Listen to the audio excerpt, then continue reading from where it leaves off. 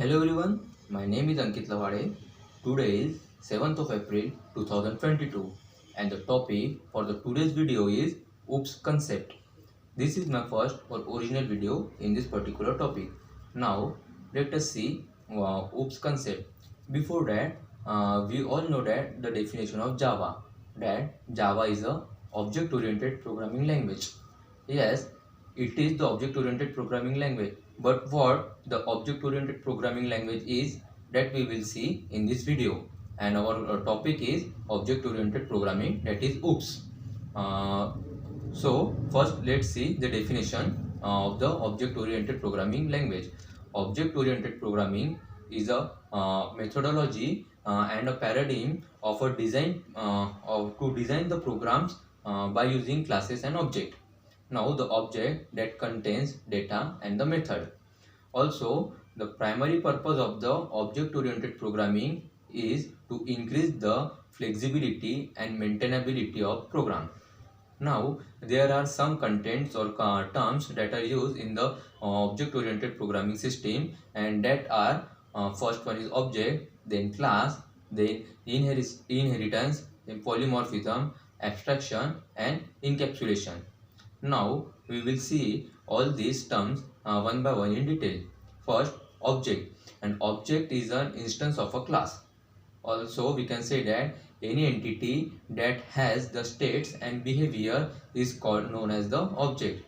For example, our daily we can take the daily example or daily real world example, that the pen, chain, chair, then table, then bike, laptop, these all are the objects. So an object contains an address and takes up some space in the memory. Now let us take an example that human is an object.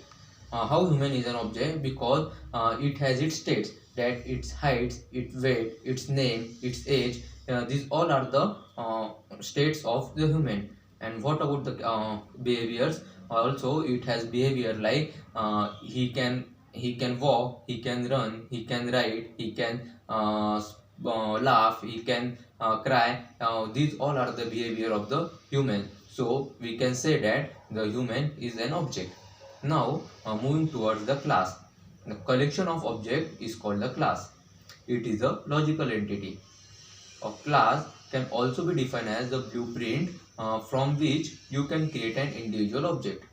Let us also classes don't consume any memory or space in memory. For example, we can say that the fruit is a class, but the watermelon, banana, and then other grapes, these all are the objects. Let us see another example, that of animal is a class, but lion, tiger, dog, cat, these all are the objects. So we will see the two things, that is object and the class. Now we will see the four pillars of the OOPS, that is nothing but the abstraction, inheritance, encapsulation or polymorphism. Now let us see first the abstraction. Abstraction is a process which display only the information needed and hides the unnecessary information. Also we can say that the main purpose of the abstraction is the data hiding. Also, abstraction means selecting the data from a large number of data to show the information needed, which helps to reduce the programming efforts.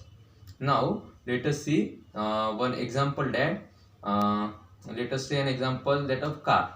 A car itself is an object, but is composed of several subsystems like gearing system, braking system, and other engines and steering mechanism. These all the subsystem of the car, and this again have the other subsystem, that but we are only interested in the car, that for human a car is a single object, and the inner subsystem of the mechanism, that we are things we are unnecessary, so we can only focus on the car, that is an object. So let us see The other pillar of the OOPS concept is encapsulation. Encapsulation is the process that binds the data and code into a single unit and keeps both from being safe from what we can say outside interfaces, or from these shows we can save them the code and our data. Okay, now let us see that in this process, in encapsulation process, the data is hidden on other classes and cannot be accessed the current class method. It is also known as the data hiding. Now the third pillar, that is inheritance. Inheritance is a process in which one object acquires or inherits the another object property. That means it represent the parent-child relationship. Okay, the idea behind this inheritance is that we can create new classes built in existing classes. Okay, it also provides the code reusability. Now we will move towards the last pillar of the OOPS concept, that is nothing but the polymorphism. Polymorphism is the capability of method to do different things based on the object. This is all about the OOPS concept. Thank you.